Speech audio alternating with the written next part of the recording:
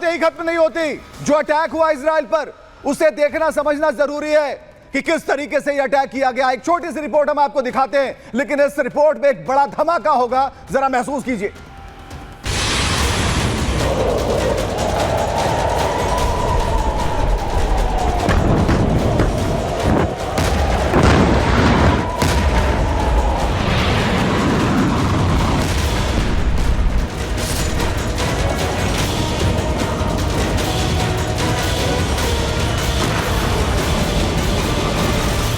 ये वो धधकती आग है जो इजराइल की जमीन पर लगी है। ये वो तबाही है जो लेबनानी आतंकी संगठन हिजबुल्लाह ने मचाई है। इजराइल के तकरीबन आधा दर्जन शहर, इजराइल के 1 दर्जन मिलिट्री बेस इसी तरह हमलों से दहल रहे हैं। जिस हिजबुल्लाह को इजराइल खत्म मान रहा था, वही नेतन्याहू की सेना को बड़ा जख्म दे रहे हैं। इजरायली शहरों में ये रॉकेट और ड्रोन हमले इस बात की गवाही दे रहे हैं कि हिजबुल्लाह फिर से ताकतवर हो गया है। ये बारूदी वज्रपात इस बात के सबूत हैं कि हिजबुल्लाह को ईरान से हथियारों का बैकअप मिल गया है। यही वजह है कि नईम कासिम के लड़ाके इजराइल के खिलाफ बारूदी गर्जना कर रहे हैं। नेतृत्व विहीन हुए हिजबुल्लाह के लड़ाकों को नया लीडर मिला तो वो एकजुट होकर हमला करने लगे। हिजबुल्लाह का चीफ बनने के कुछ दिनों के अंदर ही नईम कासिम ने इजराइल के खिलाफ नई और बड़ी जंग छेड़ दी है। हिजबुल्लाह चीफ नईम कासिम ने हमले की जो रणनीति बनाई है वो कामयाब हो रही है। Israeli air defence system Hezbollah के हमलों को रोक नहीं पा रहे हैं। इजराइल के स्टेरॉइड में हिजबुल्लाह की 20 से ज्यादा मिसाइलें गिरी हैं। कई विस्फोटों से बड़ी तबाही मची है। हाइफा में हिजबुल्लाह के लड़ाकों ने इजराइल की हथियार फैक्ट्री को टारगेट किया। हिजबुल्लाह के रॉकेट हमलों से इजरायली सेना का अल रामता मिलिट्री बेस बुरी तरह दहल गया। हिजबुल्लाह ने सापेश शहर में भी इजरायली सेना के ठिकानों पर रॉकेट वर्षा की। नहारिया में हिजबुल्लाह ने 50 से ज्यादा रॉकेट दागे। हमलों की वजह से नहारिया शहर में कई जगह आग लग गई। हिजबुल्लाह के अटैक की वजह से हाइफा से लेकर नहारिया और सापेश शहर में इमरजेंसी घोषित करनी पड़ी। जान बचाने के लिए लोगों को बंकर में शरण लेनी पड़ी। हिजबुल्लाह के हमलों से नेतन्याहू और उनकी सेना न सिर्फ बौखला गई है बल्कि हैरान भी है। जिस हिजबुल्लाह को इजराइल खत्म मान रहा था, वो कुछ दिनों के अंदर ही दोबारा कैसे खतरनाक और ताकतवर बन गया।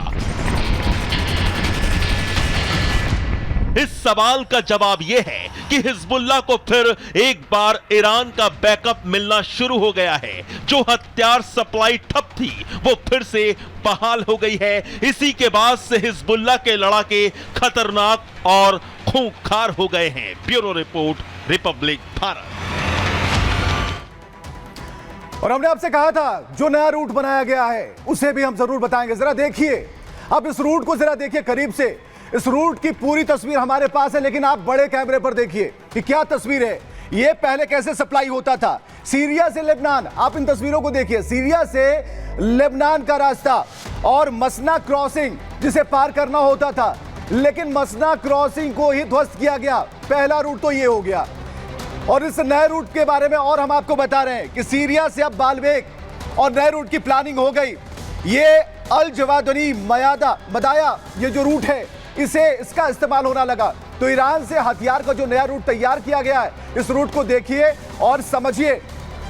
और हिजबुल्लाह के अटैक के बारे में हम बात करते हैं। जरा हिजबुल्लाह ने जिस तरीके से एक के बाद एक एयर स्ट्राइक किए हैं, हमले किए हैं, तो उसके बारे में हम आपको बता रहे हैं। तस्वीरें हम आपको दिखा रहे हैं। तो तिरपुवन बेस पर हम आपकी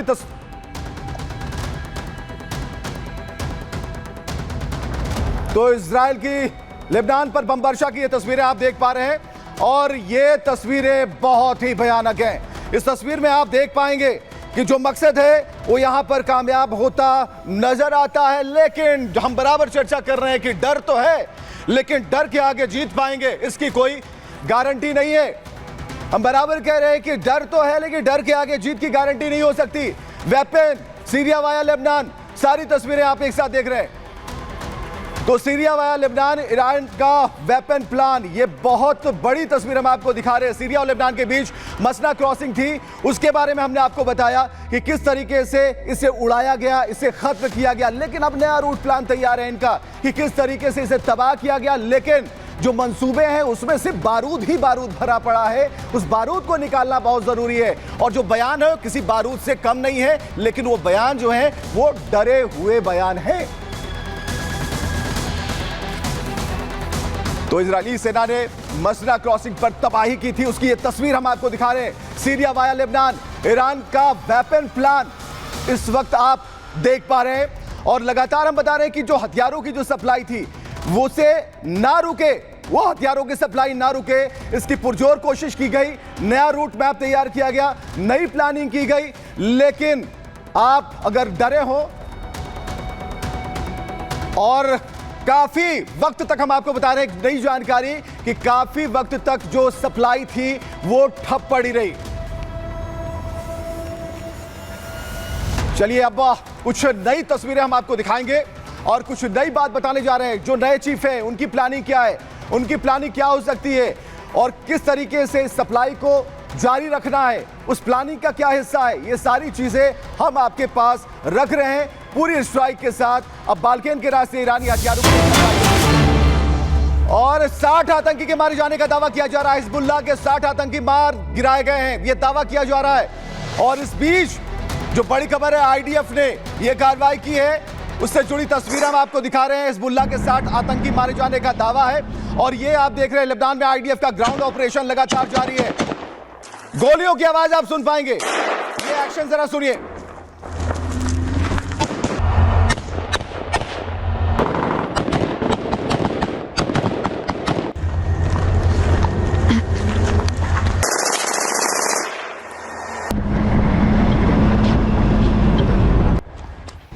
आईडीएफ का ग्राउंड ऑपरेशन आपने देखा कि किस तरीके से तड़तड़ाहट, गोलियों की तड़तड़ाहट और बारूद ही बारूद नजर आता है। लेकिन हम बराबर कह रहे हैं इसे एस्टैब्लिश करने के लिए जरूरी है कि आप एक्सपर्ट की राय जरूर लें। देखिए हमारे एक्सपर्ट क्या कहते हैं।